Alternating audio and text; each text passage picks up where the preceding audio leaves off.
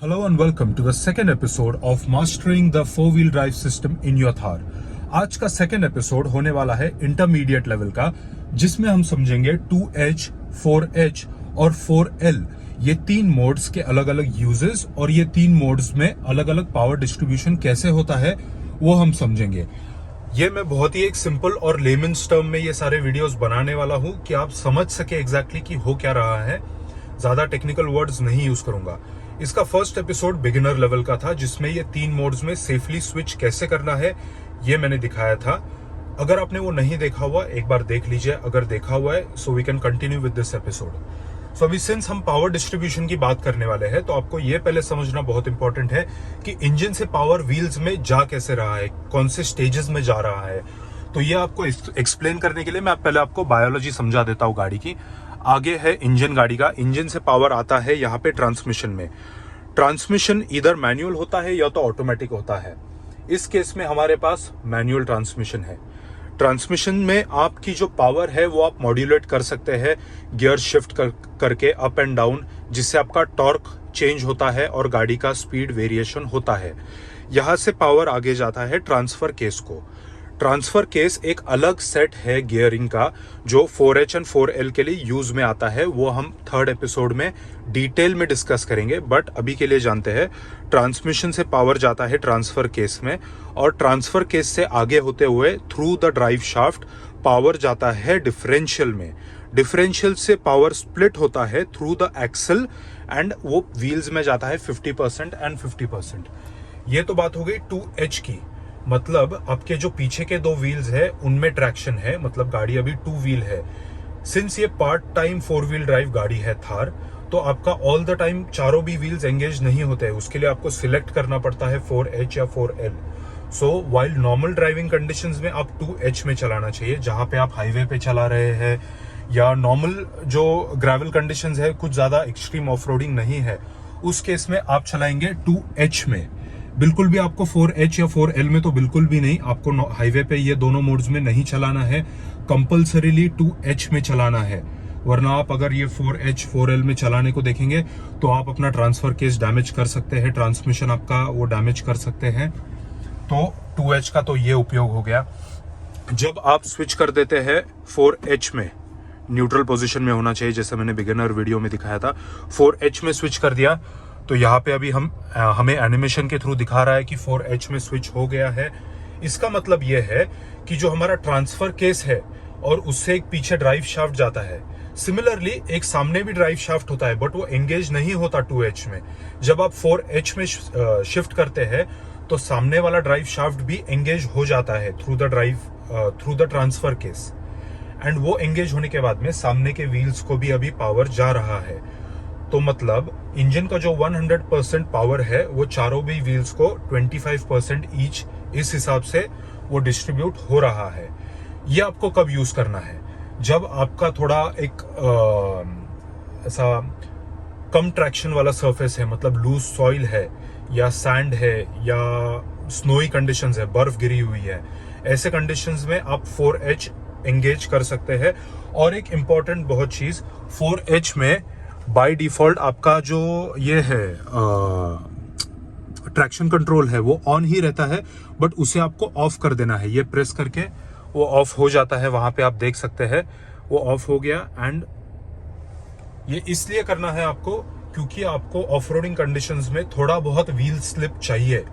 क्योंकि अगर आप समझ लीजिए बर्फ में जा रहे हैं या कीचड़ में जा रहे हैं, आप जा रहे हैं और आपकी गाड़ी अटक जाती है, ट्रैक्शन कंट्रोल क्या करता है, आपका व्हील स्लिप रोकने को देखता है। सो अगर आपका व्हील स्लिप हो रहा है तो वो रोकने को देखेगा उसे, आप अटक जाओगे एक जगह पे। वेराज आप अगर उसको ऑफ कर दोगे तो आपका व्हील स्लिप होते रहेगा, मतलब व्हील आपका स्पिन होते रहेगा और आप उस सिचुएशन से बाहर निकल जाओगे।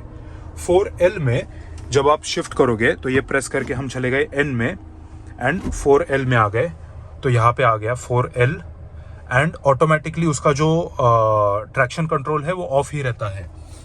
ये कंडीशंस बहुत रेयरली यूज होती है 4L की जो है, एंड स्पेशली अगर आप ज़्यादा कुछ ऑफ रोडिंग नहीं कर रहे तो आपको ये मोड ज़्यादा यूज़ में नहीं आएगा। ये आपको कब आएगा यूज़ में? आपको बहुत स्टीप इंक्लाइन अगर चढ़ना है या आपको रॉक क्रॉलिंग करनी है तो आपको ये यूज़ में आ सकता है। या तो आप पूरे ही फंस गए, मतलब कीचड़ में पूरी तरह से फंस गए हैं। आपने सब कर लिया था, 4H में थी गाड़ी, आपका ट्रैक्शन कंट्रोल भी ऑफ था, फिर भी फंस गए, तो 4L में लेके आप इजीली बाहर निकल सकते हैं। अभी 4H और 4L ये दो में ना एक बहुत ह्यूज डिफरेंस है। ऑल्दो चारों भी व्हील्स एंगेज रहते हैं, बट आपको मेजर डिफरेंस समझना इंपॉर्टेंट है। पहले इसे हम स्विच कर देंगे इधर N में, उसके बाद में डालते हैं 4H में और 2H में। तो अभी 2H में मैं आपको पहले गाड़ी चला के दिखाता हूँ। ये ट्रैक्शन कंट्रोल वापस से ऑन कर देंगे, हमारा सीट बेल्ट पहना हुआ है। अभी गाड़ी 2H में है, मैंने फर्स्ट गियर में शिफ्ट कर दी है। सो चलिए मैं अभी आपको दिखाता हूँ। आपको इंपॉर्टेंटली क्या नोटिस करना है वो मैं आपको बताता हूँ। आपको RPM एंड स्पीड देखना है। अभी हम गाड़ी को लेके जाएंगे 2000 RPM तक एंड स्पीड देखेंगे। 2000 RPM पे है एंड अराउंड 20 का स्पीड मेंटेन कर रही है गाड़ी। ओके, तो अभी रोकते हैं। सो अभी हमने 4H का देखा, अभी 4L में अभी हम इसको शिफ्ट कर देंगे। पहले गया N में, फिर 4L में। गाड़ी को डाल देता हूँ फर्स्ट गियर में। अभी हम देखेंगे कि 2000 RPM पे क्या डिफरेंस होता है स्पीड में। आप भी नोटिस कीजिए, ये भी 2000 RPM पे मैं इसे मेंटेन करूंगा।